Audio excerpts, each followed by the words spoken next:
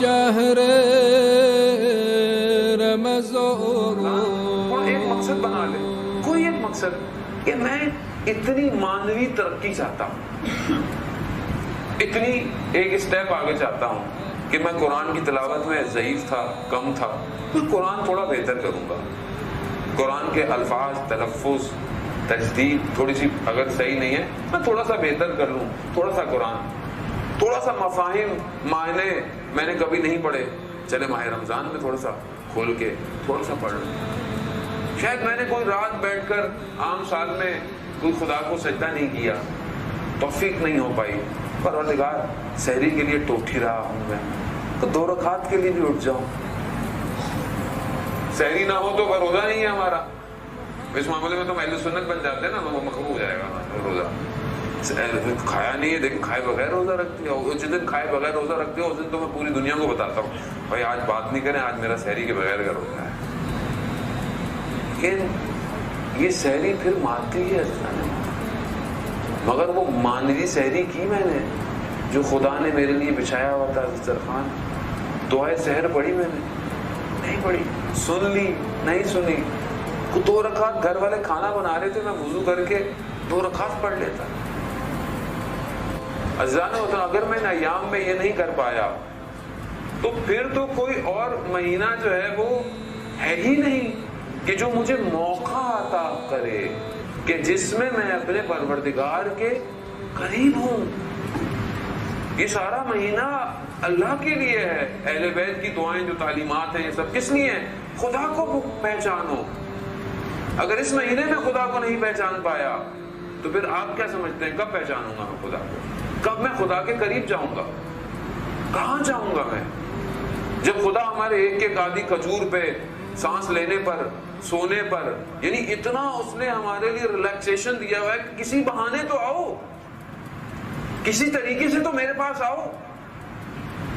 حدیث قدسی میں وارد ہوتا ہے کہ پروردگار ارشاد فرماتا ہے کہ جب کوئی میری طرف پلٹتا ہے، میری طرف آتا ہے، بالکل میں اس کی طرف جب اس کو متوجہ ہوتا ہوں اس کے لیے بالکل ویسے ہی ہے. مثال کے طور پر حدیث قدسی ہے کہ جیسے کوئی شخص صحرا میں، ڈیزرٹ میں، اس کی جو سواری ہے، اس کا جو آذوقہ ہے، اس کا سامان ہے، کھانے پینے کا، سواری ڈیزرٹ میں، صحرا میں کھو جائے اور وہ شدت سے بھوک اور پیاس کے بے ہوش ہو جائے صحرا میں، اور وہ اٹھے، اس کی آنکھ کھلے تو اس کا سامان، اس کا زاد سفر اس کے سامنے کھڑا ہو تو اس کی کیا کیفیت ہوگی؟ پروردگار کہتا ہے جب کوئی بندہ میری طرف پلٹتا ہے تو بالکل ایسا ہی ہے میرے لیے. لیکن پلٹے تو صحیح، وہ تو بہانہ ڈھونڈتا ہے، رستے کا پتھر ہٹا دو، فلانی نیکی کر دو، یہ کر لو، وہ کر لو، صدقہ دے دو، خیرات دے دو، روزہ کھلوا دو، یہ کر لو. بہانے ہیں سب، آپشنز ہیں کہ چلو کچھ تو کرو. جب رسول خدا نے خطبہ شعبانیہ دیا اور یہ بتایا تو صحابی غریب ہی تھے بیچارے، اللہ تعالیٰ برحم سب کو مانوی طور پر بھی امیر ہی کرتا، یہی سوال پوچھا کہ یا رسول اللہ مطلب ہمارے پاس تو ہے ہی نہیں، ہم کہاں سے افطاریاں کرائیں گے؟ کہا آدھی کھجور کے لا دو، تھوڑا سا پانی پہ لا دو. یہ تو کر سکتا ہوں میں. اپنے دسترخوان کے لیے کتنا پریشان ہوں اس مہینے میں. یہ پکے، وہ ہوا، یہ ہے دسترخوان پہ نہیں ہے. کتنوں کے دسترخوان خالی پڑے ہوں گے اس مہینے کے اندر.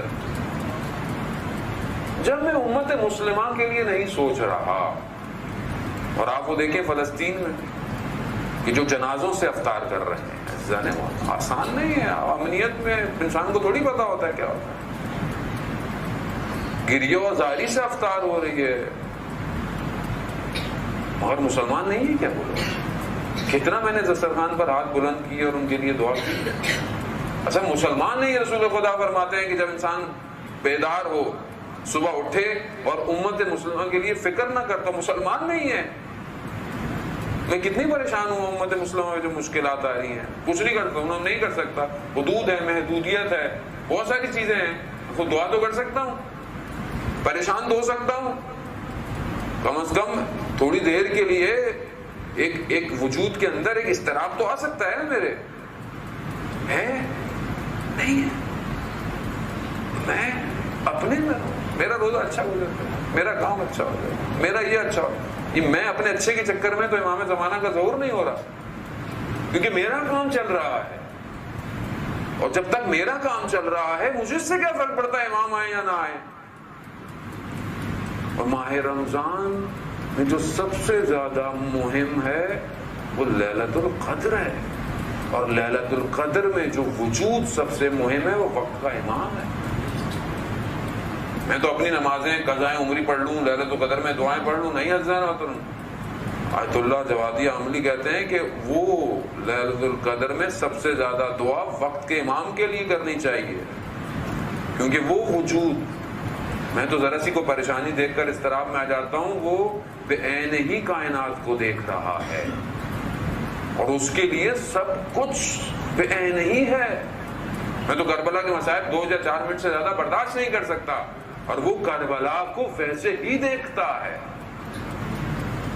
کتنا اس قلب کے اوپر جو ہے وہ آنے والی چیزیں نازل ہو رہی ہیں، ایسے نہیں ہوگا۔ یہ موقع، یہ مہینہ ایک اپرچونٹی ہے، اس کو میں اویل کروں۔ بہرحال ہمیں بھی خدا نے جو توفیق دی آپ کے درمیان میں، بہرحال جو چھوٹے سے علماء بزرگان بیٹھے ہوئے، ہمارے بھی تو سینئر عالم دین یہاں ویسے موجود ہیں، بہرحال گستاخی ہے ان کے سامنے بیان کرنا، لیکن بہرحال وظیفہ سمجھتے ہوئے ٹوٹی پھوٹی سی باتیں آپ کی خدمت میں عرض کرنا ہے کہ جب تک دیکھیں علمی باتیں بہت کی جا سکتی ہیں، عقلی باتیں بھی کی، لیکن جب تک میرے وجود میں تحرک پیدا نہ ہو، پریکٹیکلی میں کوئی کام نہ کر پاؤں، تو یہ ساری باتیں ہوائی ہیں۔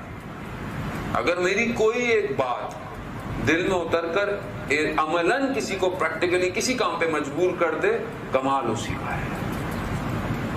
دین سادہ ہے، دین بیان میں مشکل نہیں ہے، دین سادہ ہے۔ رسول خدا خود ارشاد فرماتے ہیں کہ عقول کو دیکھ کر صحبت کرو، یعنی عقلوں کو دیکھ کر بات کرو، لوگوں کی ضرورت کو دیکھ کر بات کریں۔ ضرورت کس چیز کی ہے؟